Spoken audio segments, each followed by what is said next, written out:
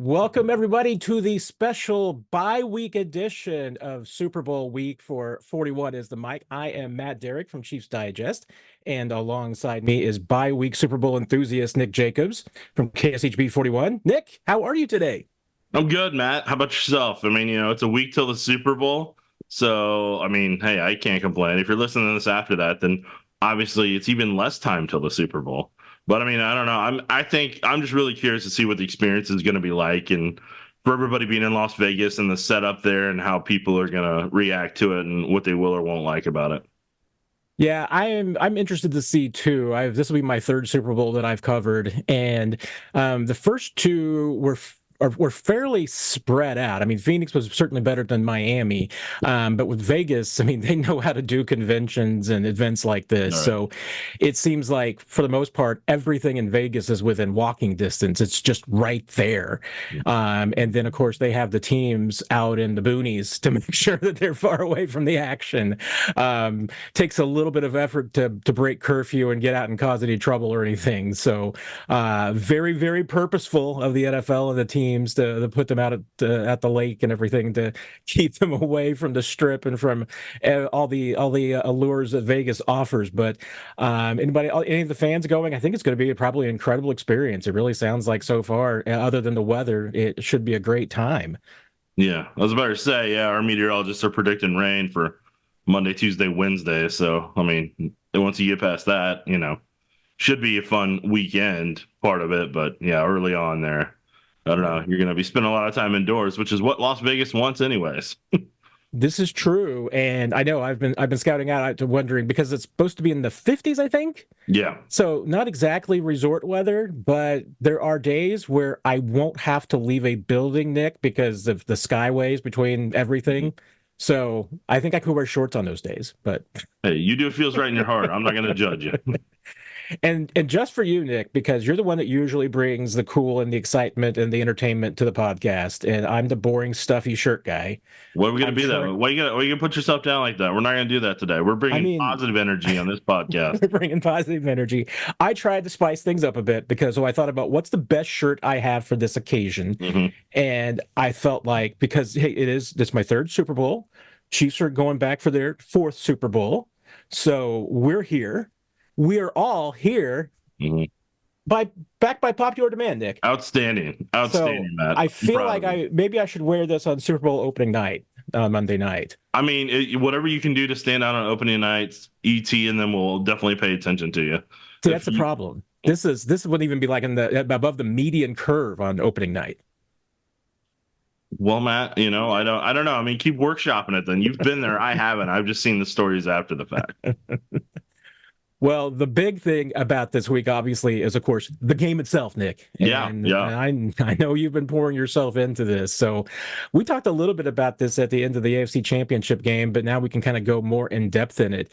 Looking at the 49ers, Nick, what scares you the most? If the Chiefs lose this game, why are the Chiefs going to lose this game? Looking at I'll just start off with the 49ers offense.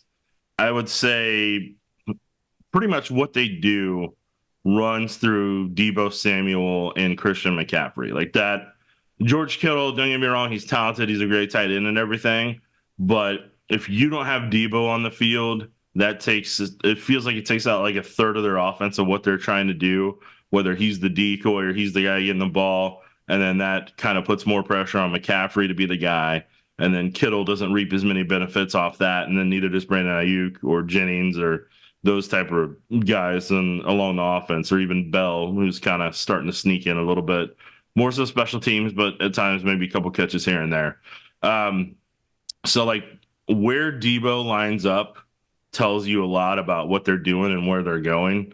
And Christian McCaffrey gives away a lot of information. But I think above anything else, the number one thing that's going to me decide this game and how it goes is how do the Chiefs defensive tackles perform? And the reason I say that is because if they can get upfield and if they can disrupt the pocket, then that takes away a lot of comfort that Brock Purdy has, disrupts his rhythm, and then he gets out of sync and he starts making some dumb decisions, which he's more than capable of from the games that I've watched. And then it also kind of slows down what they may want to do run game wise with Christian McCaffrey. So what the Chiefs defensive tackles do, I think, is going to determine a lot of this game. And I got more to go in depth about, but I know you've potentially got some other questions, and I don't want to hog all the time. Well, and one thing that's, I mean, I think it's certainly going to be a factor, obviously, is the health of both of these teams. And the 49ers, I mean, to me, look to be a little bit better condition-wise than the Chiefs do. I mean, they didn't have any of their active 53 players listed as even questionable this week. Deebo Samuel's not on the injury report, which he has been in recent weeks. So, in theory, he is healthy, and that's, to me, a huge factor for the 49ers. You talked about the Chiefs' defensive line and the interior. On the other side, Joe Thuney. How critical would it be to have Joe Thuney back for this game if you're the Chiefs? I think they can get by.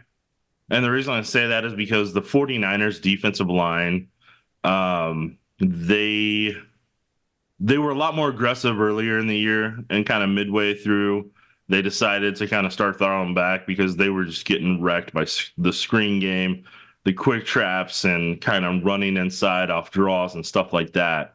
So doing those type of things, they really, really, really struggled with kind of getting off the field at times, and that kind of really kind of kept. They were far too aggressive with their front four, and I mean the two keys on them are going to be Bosa. So that's typically going to be Jawan Taylor on his side, and how Taylor performs will determine a lot of that, because Bosa likes to shoot that inside shoulder a lot when he can, and he also likes to go wide nine so he can get upfield and kind of force the quarterback up and out of the pocket if need be. And then Armstead's the really other talented defensive tackle. Both of them were in the Super Bowl in 2019, but Armstead has the right type of power that you're looking for. And I know you're surprised because you're like, well, what about Hargrave and everything? Hargrave hasn't really shown up in the games that I watch. And I mean, he kind of got his payday, but he doesn't have the same level around him that he did in Philly in terms of letting him kind of shoot gaps and really kind of attack. And he's not, I don't know, he hadn't been as good of a fit as I think they were hoping for what they paid for. And then Farrell was doing a good job earlier in the year, but it's kind of, that end spot just kind of seems like a little bit of a revolving door rotation. And Randy Gregory, whenever he was in, he didn't really bring much to the table in some of the games I saw. So, yeah, they don't have as good of a defensive line this time around as they did in the 2019 one. And there's ways you can attack their aggressiveness, especially by running at them, maybe doing some jet sweeps underneath it with how wide they go. But teams know how far Bosa gets upfield, and they love to run off of Bosa when they can and really go after him. So, yeah, with Joe Thuney, I mean, would you like to have him? Sure. Do I think he's going to try to play? You bet. I think he's going to try to play, because that's Joe Thuney in a nutshell. But I feel like for the most part, they're going to have to. There's different ways they can attack with the screen game, whether it's one of those Andy Reid specials to where, you go this way, but then you toss back here, or you just do a screen out in the flats and things of that nature. The screen game will be there at certain times. You just can't live by the screen game, but there's plenty of ways to attack that 49ers defense. And the other thing I'll add, on 3rd and 6 or longer, they do, the 49ers, and this is different with kind of their past defense coordinators with Ryans and with Sala. If it's 3rd and 6 or longer, they'll either do simulated pressure or they'll actually bring a blitz. But it has to be 3rd and 6 or longer before they're confident to do it. How much do you take away from that game between these two teams last year? Because obviously, Chiefs pretty much dominated that game. I mean, it got a little bit closer at the end, but not really that close in the grand scheme of things, and the Chiefs had their reserves in the back end of that game. Is there a lot that we can take away from that one, Nick, or do you just kind of have to really throw that one out the window on this one?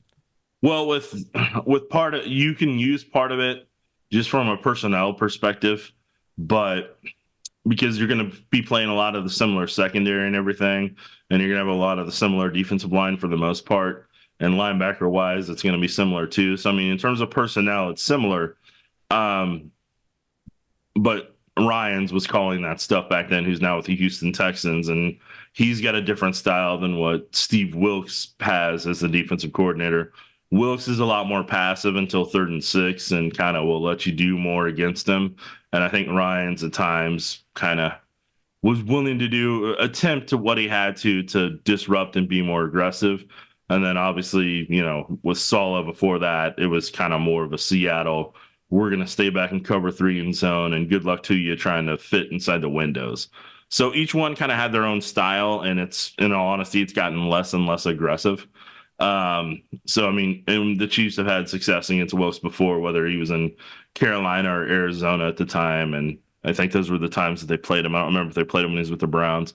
But there's been a lot of opportunities to kind of attack them, and for the Chiefs, what they'll be able to do, and Andy will be great at this. You can dictate so much of what you can attack with them by how you spread out the formation. Do you make it a condensed formation? Do you do a tight bunch? Do you keep the bunch wide? Do you try to do trips? Do you try to put 4 receivers out there? What type of motions do you want to do? You can manipulate how they're going to cover and where the voids are going to be created. And I think that's going to be one of the bigger problems for the 49ers is the Chiefs dictating what they're going to be able to do more so than other teams they've kind of gone against. And that was a part of the problem when they played the Lions, is the Lions were able to dictate a lot of what they did. And the other concerning part that I found is that they don't fix a lot of their mistakes. And when I say that, I'll give you a play right now. And this is kind of where this kind of goes back to the Eagles last year. Because I saw when I was watching tape headed into the game, and I put it up in a package and everything last year, the motion that the Jaguars ran in week 4, the Chiefs used to create the corn dog play that they scored 2 touchdowns on in the Super Bowl. That never got fixed in Philly, and that's on Philly for never fixing that. Something that was in week 4, week 5 of the year never got fixed and got used again. Well, when I was going through tape, the Bengals on like week 7 or week 8 ran this double move to where it looks like a quick wide receiver screen, and they'd been setting it up multiple times in the game, but there's a double move off of it to Jamar Chase that they scored a touchdown on. Now you go back to the Packers playoff game, Packers ran again for a wide open touchdown. And so for that span, that many games, for that not to get corrected and for it to actually be an even worse thing, like that kind of tells me that there's, and I know it's one play, but I've seen others. That's just the example I'm giving. That's the most blatantly obvious for people to find, is a lot of things aren't getting corrected, or it's not getting through to some of the players. And I'm telling you right now, Oliver can get burned by the double move. Charvarius Ward, he grabs, he holds because he cannot handle double moves. So for the Chiefs, if Mahomes has far enough dropbacks, like he can hit a lot of double moves, and like the Niners are going to be in some trouble. So I mean, there's a lot on the table for the Chiefs to attack. Well, I think that kind of leads into my next question, because I started off with, what scares you about this team and what would happen for the Chiefs to lose. You've kind of led into the answer a little bit there, but just specifically, what does a Chiefs win look like? What do you think that this team has done if they're able to pull this off and get their 3rd Super Bowl title in 4 years? Yeah, I think part of it is knowing what tells Christian McCaffrey, Kyle Juszczyk, and Deebo Samuel are giving away. Because I want you to think back to that Miami offense. They don't run it to the intensity that Miami does with emotions with Tyreek and going crazy with it, because they're not going to wear Deebo Samuel out with that. And Tyreek's like 1 of 1 in terms of stamina, being able to do that and that type of stuff. So you're not going to see an all-out Miami Dolphins thing. But the Chiefs having played Miami helps a great deal of what they're already going to be potentially prepping against that, and having seen some of that aspect of it. Because, for example, with Juszczyk, they will motion him, and when they motion him, typically what I've seen from about 10 games so far is when they motion him, they're either doing a pitch, they're doing a toss, or they're doing a screen to McCaffrey. And like they're using him to help block something, either as a pulling guard concept to kick out or do something of that nature. But where he's going, McCaffrey's not far behind for the most part. And so like he gives you that away. Now with McCaffrey, these are just things to keep an eye on. With McCaffrey, whenever he's typically going to run the ball and he's behind center and the quarterback's under center, he's 7 to 9 yards back. And when he's 7 to 9 yards back, he's typically going to run the ball. And with their offensive line, that's how far he has to be back depth-wise for them to be able to set everything up from a timing perspective, for him to effectively be able to run to the assigned gap or to be able to cut back. So whenever you kind of see him further back, if you kind of pay attention to those little nuances, you're going to be like, okay. It doesn't mean that they won't play action off of it, because they did in the playoffs a couple times. But for the most part, when he's that far back under center, you're like, he's probably getting the ball.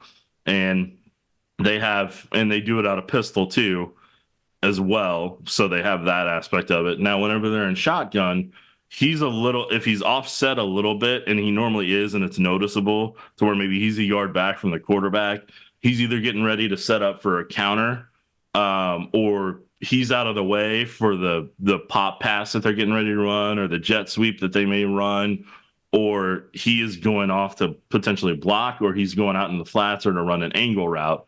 So, I mean, are there a lot of different options there? Yeah, but most of the time, whenever he's offset, he's not getting the ball unless it's typically an inside run or a counter for the most part. So, like, you've kind of, you know what I'm saying? You kind of eliminate little things to where, at 1, 2, 3, and you can diagnose with that.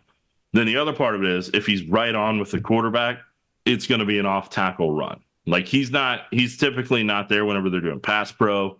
He's typically not with the quarterback whenever they are, whenever they're even keel. When they're even keel with each other, it's typically something that's going to go to him. Not always, but for the most part. And then, excuse me. And then with Debo, you always got to know where he's at, because he's going to, like I said, they align him different ways to try to open up certain voids for both him and himself, because it's like with Garoppolo, and this is what I'll say. They like to throw between the numbers. Most of their timing that they do route-wise is from number to number, and that's how they like to throw that. And Garoppolo was even worse, to where it wasn't even he liked to keep it between numbers to hash. But they've opened it up, the offense, more to where it's number to number with Purdy. Purdy's very confident in his arm, and it's a little too confident, because he thinks he can make Patrick Mahomes type throws, but he can't. He doesn't have that ability like he thinks he does.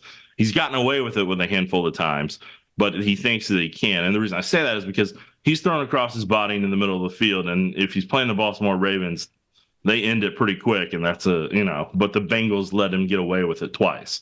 But I'm like, if that's the Chiefs, that's intercepted. And he'll throw into tight windows. He threw into triple coverage whenever I saw one thing, just because he didn't think the safety could get there. He guessed right that time. But against the Chiefs, that would have been a pick. And he threw that to Kittle inside tight coverage, inside the zone, and it was real tight coverage. And he was lucky he got it there, but he did. And so that's what I'm saying. I think above everything else, if they can take him out of rhythm by cluttering the middle from number to number, I think that's going to keep him out of rhythm, and to a certain extent at times. The next part is with simulated pressure, whether you do or don't use it, it does speed him up, and he will get the ball out quicker. So if you drop in the zones out of that, based on certain formations you think they're going to attack and everything, you may be able to get a couple picks out of that, because he will toss that quickly. And then if you do bring some guys off the edge, that'll speed him up too. And then he will either throw the ball away, which will be a win, or, he'll get amped up and try to take off. So you can manipulate him as a passer and put him on your terms, instead of him just burning you. Like, you're not going to confuse him with Josh Allen. And like, that's not a knock on him. I'm just saying Josh Allen was the best quarterback the Chiefs faced in these playoffs. And I do consider Purdy, in my opinion, as a passer, he'll be the second best quarterback they faced. But as an overall quarterback, I think Lamar's a bigger threat, if that makes sense. Yeah. With his legs and with his ability, Lamar can create in a way that I don't feel like Purdy can. And then, unfortunately, Tua's the worst quarterback they faced amongst the bunch. But I want you to take a little piece of it, to where the way the Chiefs rattled Tua they can rattle Purdy in a similar way. It's just Purdy can actually make multiple reads where Tua couldn't.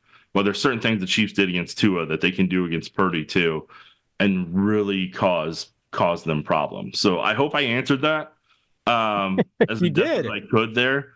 But yes, I think the Chiefs defensive tackles will really push both things you're trying to eliminate in both run and getting Purdy uncomfortable. So the defensive tackles, their ability to push back, because man, I'm telling you what, whenever guards get pushed back into Purdy, he turns into mush at times, and then he'll just toss it. And sometimes it wasn't the best decision. Well, and what you've hit on there is what has been kind of the Chiefs' degree of success in the postseason against these quarterbacks has been to go after the quarterbacks and I'm not saying not worry about the weapons around them, but make those quarterbacks uncomfortable so they can't take advantage of those weapons the way they would like to. Because I don't think there's any doubt. I mean, Christian McCaffrey, I think, is the best running back the Chiefs will face in the playoffs. Yep. George Kittle's the best tight end they'll face in the playoffs. Brandon Ayuk, I would say, would probably be maybe the second best receiver they'll face in the playoffs after Tyreek. I would put Zay Flowers above him. I'd probably that sounds weird to say, but no. And Zay was the tough one for me because I probably love Zay at 3 just because he's not quite there yet. He's getting there, but Ayuk is an impressive receiver, and obviously I'll put him in the top 3 for sure. All 3 of those guys are in the top 3 for sure of what they faced. So you're talking about an incredibly tough trio right there to take care of, but Purdy is the weak link, for lack of a better word. I mean, that's the guy that you have to go after. Interesting too. Last thing I wanted to talk to you about this is, there's been a lot of focus on the Chiefs going through the toughest road possible to get here. And, there's a lot of pride about that for Chiefs fans, that if they can pull this off. My question is that a good thing or a bad thing? I mean, are the 3 games that they've played at this point, are they just simply good preparation for this, and the bye week helps out with any worries about overextension and overuse and overwork, or is it a bad thing in the sense that they are going to be worn down? I mean, that this has just been one struggle after another. There's only so much in the tank. Maybe this will be the hurdle because the 49ers have had a lot of rest, and their run to the bowl has not been as tough, other than the first half against the Lions notwithstanding. What I would say is the bye week is huge for the Chiefs. Just like that's what helps them reset more than anything else, being able, because I mean they needed that full week after the Ravens, because that's about as physical a game they're gonna play. But the 49ers played just as physical of a game against the Lions, more so than people realize. So both of them are coming in off of a physical game for the most part. It's just the 49ers had been there and done that before, and the Lions hadn't.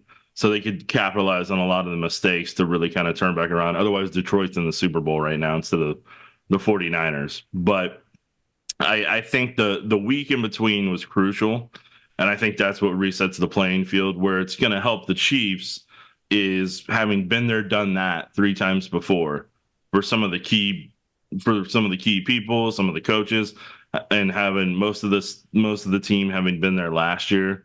That is what is going to kind of keep them from being overwhelmed to a certain extent, because the Niners really only have 7 starters on their team that were in the Super Bowl in 2019 that have been there, done that, but 2 of the guys that haven't been, and that's where a lot of that problem, in my opinion, is going to be, is Purdy hasn't been there and done that before.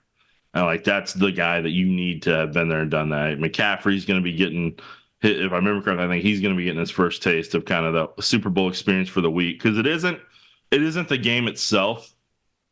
I mean, it is for like a quarter or so, probably, from guys I've talked to over the years, that kind of overwhelms you. And then the halftime kind of gets you out of rhythm as well. But it's the week, all the demands, all the media. That's what wears guys down and gets them out of their routine and out of their rhythm. And I think that's where a lot of that problem comes in for most teams, is just kind of how many demands there are during the week. And that's why whenever Andy said, hey, we're going to have the game plan in and ready before we fly to Vegas, then it's just kind of going over stuff and everything. Like, that's because that Andy's been there, done that before. And so I just think the been there, done that factor is what is going to help the Chiefs really be able to navigate this week. And it's also been what has helped them turn it on in the postseason because they've steadily continued to climb and improve and turn it up to a certain level, while the 49ers have they've been up against the ropes twice. Like they were up against the ropes against the Packers. Jordan Love doesn't make a dumb decision. Niners may lose that game. And then the Lions kind of handed the 49ers the NFC championship with some poor decisions and some poor management. Yeah, I don't think there's any doubt. I mean, the Chiefs have had to work harder to get where they are in this than the 49ers have. And I'm with you completely on the experience factor because unless you have been through Super Bowl week, I'm not sure that anything can prepare you for it. I mean, I've been through it as a reporter, but even just watching it from a player standpoint, I can't even imagine because the demands on your time are amazing. I mean, it's not just even the media availability specifically, it's all the other nonsense too. I mean, it goes beyond just the open sessions with reporters and you know and there's going to be guys that haven't talked to a member of the media all season who Right. have to sit at a table and have reporters coming up to them and everything. And it's a madhouse. And it's not just once, it's 3 days, 4 days for some of them because Tuesday is a limited day, but at least 13 of them will be having press conferences or visiting with reporters on Tuesday as well. So yeah, I mean that to me is, and I think we're already seeing the signs early of the Chiefs getting it and the 49ers not. I was really kind of surprised that Bosa and some of the things that he said in his press conference this week, specifically about the Chiefs and holding him, because then you contrast it with what the Chiefs players are saying. And I mean, Travis Kelce fell all over himself complimenting George Kittle and the 49ers. There's not going to be any, I don't think, unless somebody really, really trips up and slips up on the talking points from Andy Reid, there's not going to be any trash talking or bulletin board material coming from the Chiefs this week. There might be something that slips through, but I just, at least the early signs are, to me at least, Nick, is that yes, the Chiefs are handling this better than the 49ers are. Doesn't mean that, hey, that's going to decide the game, but you're right. This is an experience because players will see stuff and get things this week that they're not used to. And and the Chiefs are the home team, which means that it's not just game day in which they get to be the home team. They get to be the home team in everything. So they got to choose their own media times. They get to choose which practice facility. So they're at the Raiders facility. The 49ers are at UNLV's football facility. I wouldn't actually doubt UNLV might have nicer facilities than the Raiders. I don't know. Usually colleges are, but UNLV versus the Raiders might be a bit of a drop off. But the Chiefs, relatively, other than the media appearances being at different times, their practices will be at the same time that they are in Kansas City. 49ers probably are to a degree because they're going to be in the same time zone. So that's, I think, at least a benefit. But Andy Reid tries to do everything he can to make this a normal week, and it is anything but normal. Yeah, but like we talked about, the benefit is they've been there, done that last year, and they've been there, done that before. So especially for the key guys who you need to kind of have been there, done that before. The Chris Joneses, the Travis Kelce's, the Patrick Mahomes, Isaiah Pacheco's, almost the entire Chiefs secondary. They've all been a part of that. So like that, and then the linebacking group for the most part, minus Drew Tranquil. So yeah, no, it's gonna play a factor more than people realize. I know people didn't want to make a big deal when I kept emphasizing how big the weather was going to be for the Dolphins, and it was. And so like you take this now, you just replace weather with the Super Bowl experience week. And that's the difference for a lot of the 49ers players there. They're going to try to lean on who they can, but they're going to be so out of sync with what they're used to in their rhythm and everything combined. While Andy, is the home team, like you said, was able to take advantage of try to put everything as close to the schedule as you can. And that'll help out to a certain extent. I know it sounds weird to say, but just sometimes, man, if you take a PTO day when you're normally working and then you go in the next day, you're off a bit and it takes you a little bit to get settled in. Well, however long it takes you to get settled back in. That could be the difference between a touchdown and being down 14 and not. So, I mean, may not seem like a big deal, but it can be bigger than you expect. You are absolutely correct there. And this is going to be a big week for Chiefs and for us, Nick. We both got long weeks ahead of us. Yeah, I'm gonna ask you before we get out of here. What are you keeping your eye on during the week, and then maybe even in the game? Well, do week first, then game after? I mean, I'm interested from the Chiefs standpoint about the one X factor that they've got going into this week, which is Kadarius Toney. What happens with him and what he says during these media availabilities, assuming he's there. I mean, Chiefs haven't obviously done anything to suggest that he's not going to be on the 53-player roster. Obviously, not making him available in the words of Marshawn Lynch once. He was only there so he wouldn't get fined. Maybe Kadarius and the Chiefs are fine with a fine if he doesn't show up. I don't know what's going to happen. I just know that there's going to be a lot of pressure around him, and a lot of reporters asking questions about what was that Instagram post. I'm really interested too to see about how Travis handles this week and his because this is going to be a different Super Bowl for him. As much attention as he's received in the past, as much attention as Patrick and Andy have received in the past, Travis is probably going to get that times 3 of all of them.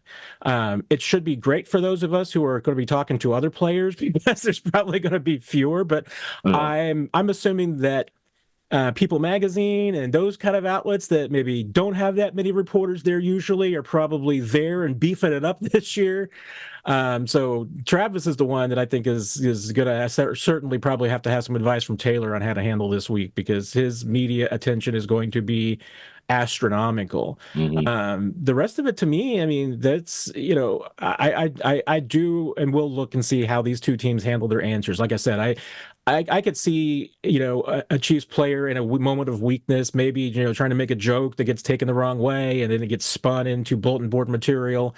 I'm really interested to see if the 49ers button it up a bit more this week and become more complimentary of the Chiefs, or they just try to play the top dog that they appear to think that they are and believe that they are.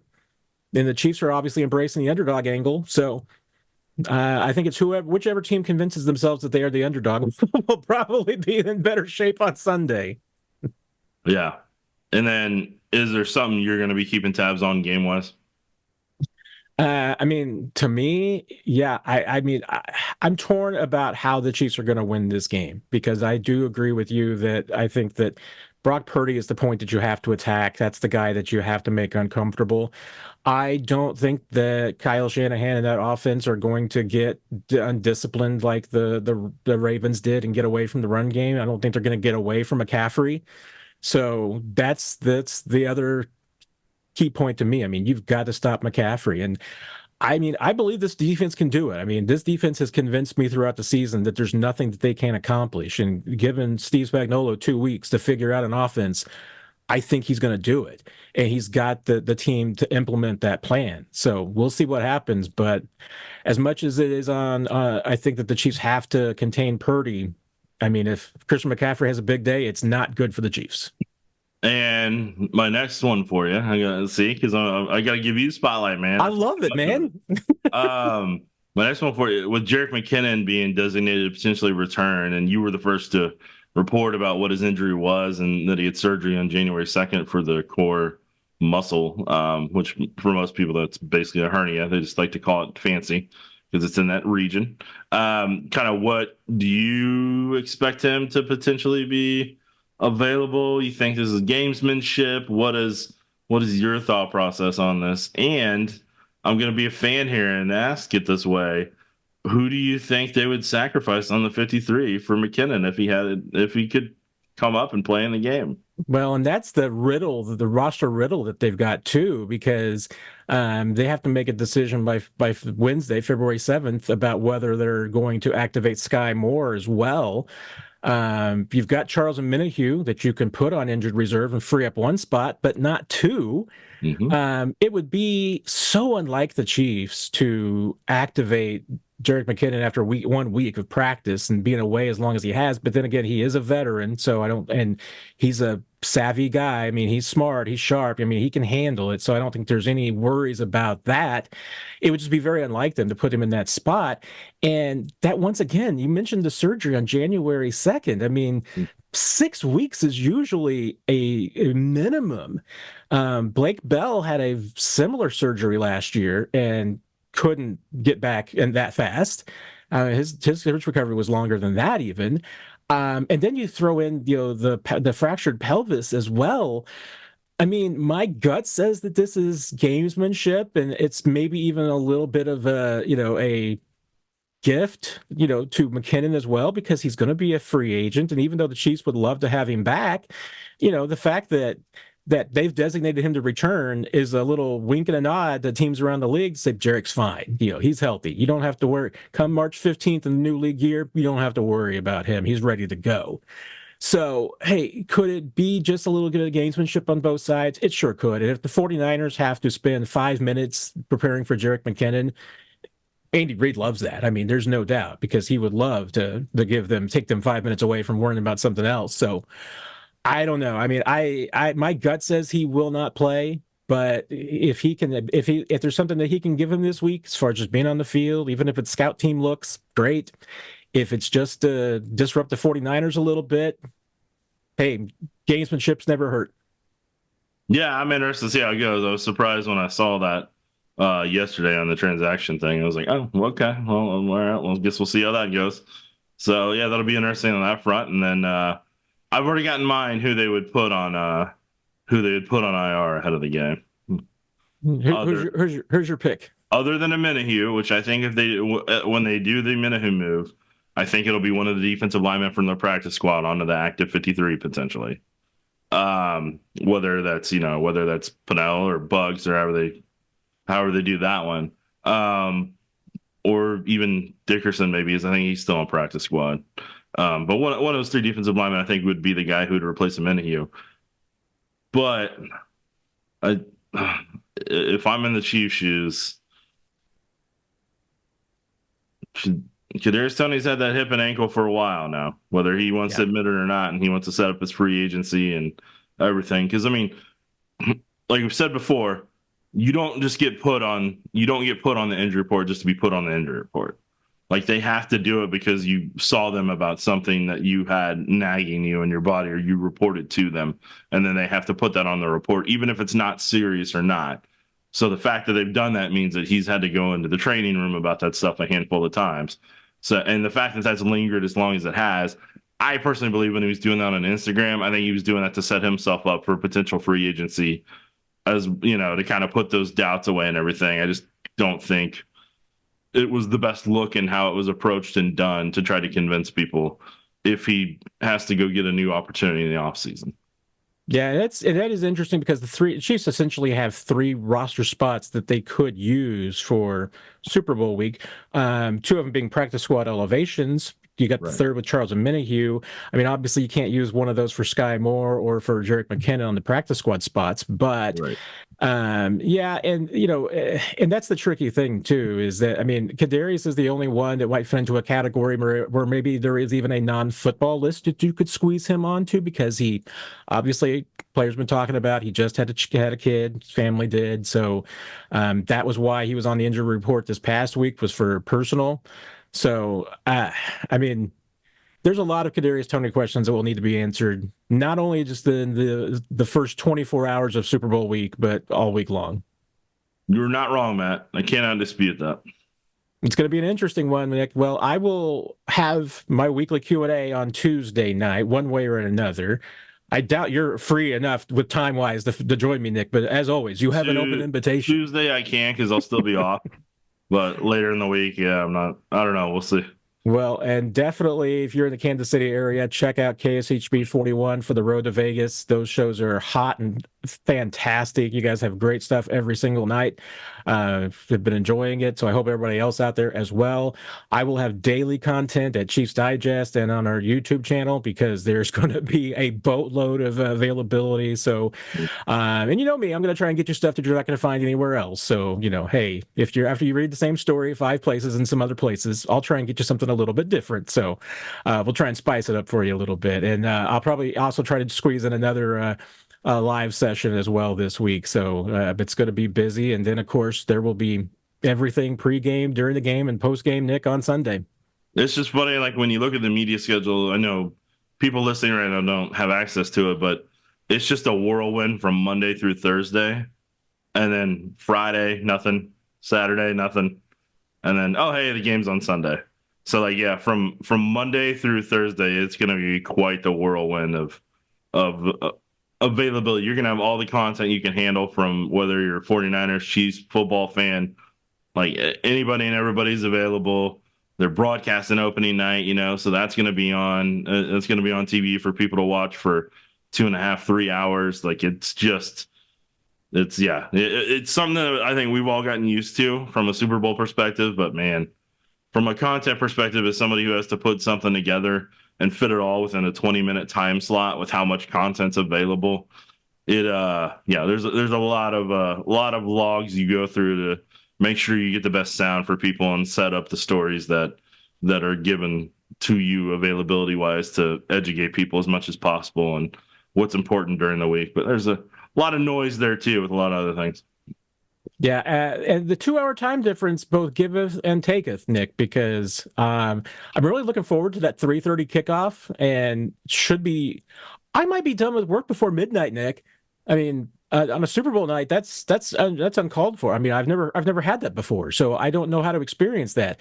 It also means, though, that I have to be on a bus at 6:30 in the morning to go to the Chiefs training area in their hotel for the media availabilities on Wednesday and Thursday, and that's not my jam. Well, then you may have the early Monday morning thing, depending if the Chiefs win or not, with the winning team and MVP speaking at the hotel. So yeah, that's always a tight recovery. That'll be early for KC Media if the Chiefs win. Because I'm not going to jinx it. That's why I always say that. And then, yeah, because it'd be 10:30 time Kansas City whenever they speak, and I think I saw on the sheet that it would be 8:30 Pacific time. It's quite a difference, man. Those hours are quite a difference in terms of getting up and getting ready and all that type of stuff. But when you were in Miami, and I was on the bus in Miami after the game at 2 a.m. and then still had to be at the MVP press conference at 8:30. Yeah, at least this time it's still 8:30 in the morning, but we get the game over 2 hours early. Yeah. So we'll see if the Chiefs can add another one of these behind me or not. That's right. I just did the hitchhiker. I love it. Yes, you did. Very trademark move. We'll see if the Chiefs can add another one here in the next week. You're starting around the room, Nick. Yeah, I know. And I don't know if the weight will be able to hold a third one on there or not. Well, see. I'm not sure. You might have to have some reinforcements done, but that would be a good problem to have. Yes, it'd be a great problem to have. It would replace the Royals baseball right there. I can promise you that. Tough break for the Royals, but you need another Lombardi up there. Yeah, that'd be nice. And for people that want to see, this is the reveal. It says, "This is my tea shirt." So I only drink tea in this shirt. Like, yeah, it's all I drink, except I've had water the entire time you've watched the video version of the podcast. Well, and I also appreciate you playing with pain, Nick, today, because I know you're a little under the weather. So being here for us and for the pod, for the fans, you're a game day player. I'm trending upward right now. Okay. Don't know what percentage, but I'm trending upward from earlier this week whenever I got the cold so. Are you questionable on the injury report or? I mean, I don't know. I know you're a full participant. You always are. I participate as fully as I can. How about that? Not as in shape as other players to where it does actually impact me more.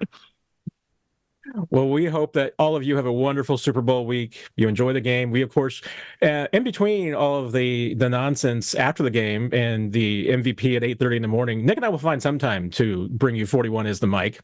Yeah. So we'll figure Not that one sure. out. Not sure when. Not sure when. We'll We'll play see. it by ear. Exactly. But with that, have a great week, and we will see you again next week right here, same place. I bid you adieu.